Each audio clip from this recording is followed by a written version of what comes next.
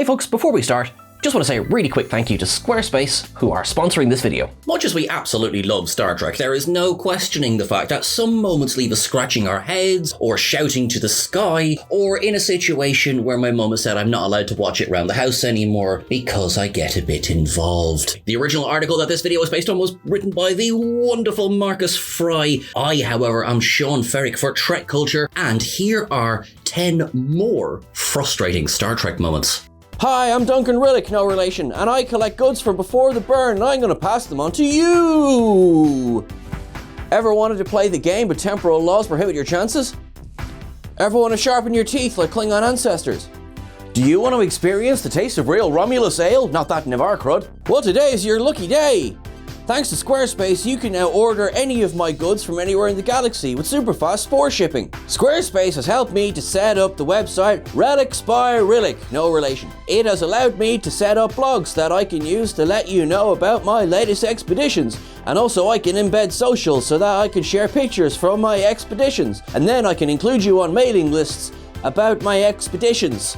There's also gated members-only content so that you know you will get all the good stuff first come and first served. Squarespace also allows me better insight into my audience so that I can stay one step ahead of you. It also allows me to manage my inventory very well. We've got it all. We've got uniforms. We've got phasers. We've got communicators. Cheap. If you want it, we've got it. Thanks to Squarespace. If you would like to set up your own website like me, go to squarespace.com/Trek Culture. You will get 10% off your first purchase and you will get a free trial. That is right, go to squarespace.com/Trek Culture. Remember, if it's a relic, it's gotta be by Rillick. No relation. Number 10, Voyager skipping past Borg space. After Voyager was flung into the Delta Quadrant, it was only a matter of time before they ran into the Borg, whose territory was known to be located directly between them and Earth. Unfortunately for fans of the show, Voyager's stay in the heart of Borg space was much more brief than they originally predicted. KIRK'S went Super Saiyan and launched the ship all the way to the other side of the territory in The Gift, one episode after Voyager first entered it in Scorpion. Voyager went on to encounter the Borg several more times throughout the series, but the writers having them skip past the most difficult part of their journey so easily wastes so much story potential. We could have had a season-long arc of the Voyager struggling desperately to make it through the home of one of the most terrifying empires in Trek. It would have been the perfect opportunity to give the show a bit of a darker tone and raise the stakes. Maybe one of the crew being assimilated. Having KIRK'S launch the ship to safety with her telepathic powers was a good idea, but it definitely would have been nice to see more than 2 episodes inside of Borg territory. Number 9, Kirk's revival in Into Darkness. Star Trek Into Darkness gets a lot of criticism for mostly just being a bit of a rip-off of The Wrath of Khan, really. Some, however, like to think of it as a more of an homage film, especially when it comes to the ending, when Kirk sacrificed himself to save the ship, just like Spock did in the original. Look, Kirk's death scene was great, but the frustrating part is just how they brought him back. In the search for Spock, Spock was resurrected using the Genesis planet and his catcher in a really creative way that tied into the previous film brilliantly. But in Into Darkness, McCoy basically just invented an immortality serum using Khan's blood. This method of bringing him back to life was pretty uninspired and came out of nowhere, but worse than that, it basically meant that people could be resurrected at any time the plot required, provided they produced more augmented blood in a lab. It totally removed the stakes in a way that Spock's revival didn't, given that Project Genesis ended and the planet degraded over time. Number 8, the return of the Ferengi.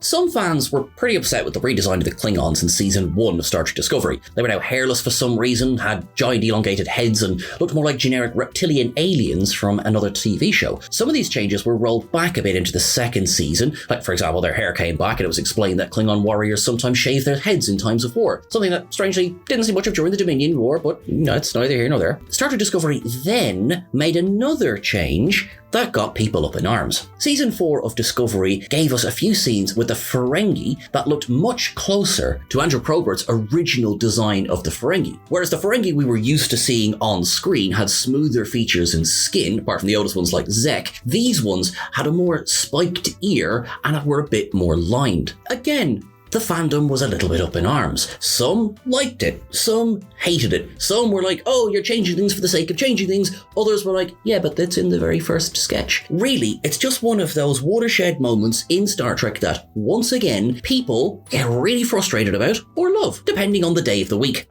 Number 7. The alternate KIRK'S promotion.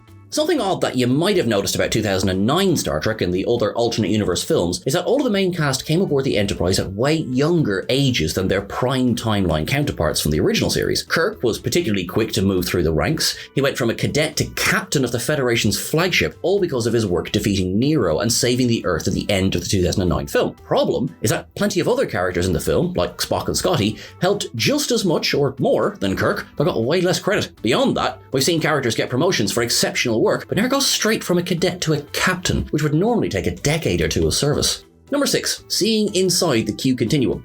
Ever since the Enterprise first met Q in the first episode of The Next Generation, fans have been wondering about the true nature of his species. The Q Continuum, as he called it, was always spoken about vaguely as some sort of realm where all the Q reside, occasionally leaving to interfere with less advanced life forms. Finally, in the Voyager episode Death Wish, we got to see inside of the Continuum when the Q, known as Quinn, brought them there to show how miserable life for the Q has gotten. Unfortunately, their visit was a little bit anticlimactic. According to Q, the Continuum existed in a dimension so far beyond human comprehension that in order for the crew to visit it, anything was physically translated into illusions that could be understood by lower life forms. What this basically meant was that, rather than a trippy visual spectacle unlike anything we've ever seen, the Continuum was presented as an old desert road, and the Q were presented as ordinary humans. Later, the crew visited the Continuum again in the episode The Q and the Grey, and it was portrayed as a battlefield in the American Civil War. It makes sense that the domain of the Q would be beyond the understanding of humans, but the fact that we can't possibly ever know what life is truly like in the Continuum is a bit of a bummer, really.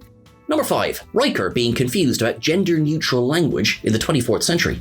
The Next Generation episode The Outcast was frustrating for a lot of Trekkies, mostly because it tried to tell a story in support of gay pride for the first time in the franchise's history, but it totally missed the mark on a lot of stuff and ended up dealing with gender far more than sexuality. The Enterprise D was introduced to the Janai, a species with only one sex, and Riker started to form a relationship with one of them named Soren, who he found out was actually identifying as female. The whole episode then focused on her struggle to be accepted as a woman by her society. There are a number of problems with The Outcast, but there's one scene that seems particularly short-sighted. While speaking with Riker about her sexless species, Riker was extremely confused on what pronouns to use for them. When the episode was made, they, them, theirs was not very popular singular pronouns in America, even though they were popular for describing someone of unknown gender in the past. So Soren told Riker that the Janai used a gender-neutral pronoun that had no equivalent in English. Watching this scene back today is particularly frustrating for non-binary folks. Fortunately, Discovery seemed to retcon this by giving us our first non-binary human character, Adira Tal, who used they, them, theirs, showing there's not just aliens who can exist outside of male and female expectations. Number 4. ICHEB'S death.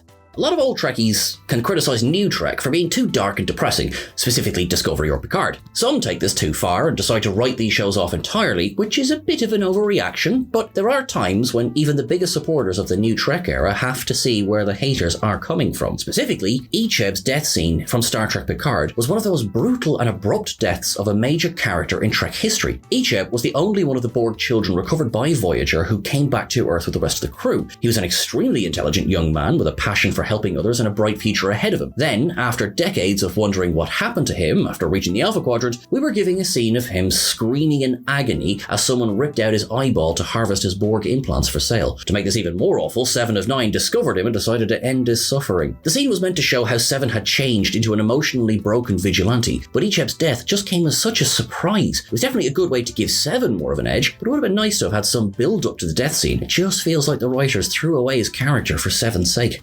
Number 3. Michael Burnham's mutiny. Michael Burnham was given a pretty bad introduction in the first episode of Discovery, The Vulcan Hello. The episode ended with her assaulting Captain Georgiou with a Vulcan nerve pinch to fire preemptively on the Klingons against her wishes. This act of mutiny is what initially gave Burnham such an awful reputation with the rest of Starfleet, as well as the fans. She argued that the Klingons would respect the Federation if the Shenzhou beat them to the first punch, but this idea went against everything that the Federation is supposed to stand for, and it possibly would have just made the Klingons angrier. Later, she nearly redeemed herself by travelling to the League Klingon ship to capture Takuvma. Unfortunately, that didn't work, as Takuvma ended up killed after killing Georgiou in a brutal assault. While the Klingon Empire was always going to go to war anyway, lots of people took this to be Burnham's fault, and that gave her such a bad reputation with the rest of Starfleet that her name was mud by the time she was discovered by Captain Lorca and the USS Discovery. Number 2. Scotty forgetting about Kirk's death.